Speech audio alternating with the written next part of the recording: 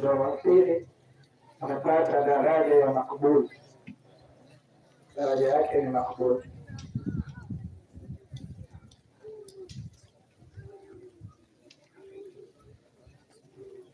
Haya, sasa kufikia hapa nafikiri nitamkaribisha Ustadhi Ramadhani ajazungumze, maana ameniambia kuna mahala takuwa sijui Patande, kisha baada ya yeye inshallah watapatia wale wazuri.